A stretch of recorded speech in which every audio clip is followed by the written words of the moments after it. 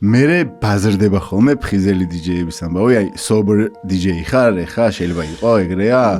იცი, არ შენი რაიდერი თუ შეიცვალა? ხო, sober DJ ვარ, იმიტომ რომ იმდენს ვლაპარაკობ უკვე მაგ თემაზე ჩემს სოციალურ ქსელებში, რომ აი ესე გავიღვიძე და აღარ ალკოჰოლი.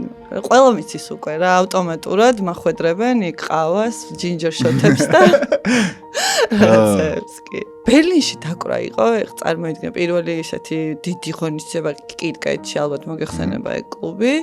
და 5 საათიანი სეტი უნდა დამეკრა. გავაკეთე მაგათ ბექსტეიჯში მედიტაცია, მახსოვს. აი სუნთქვით 10 წუთი ვისუნთქე და გავედი.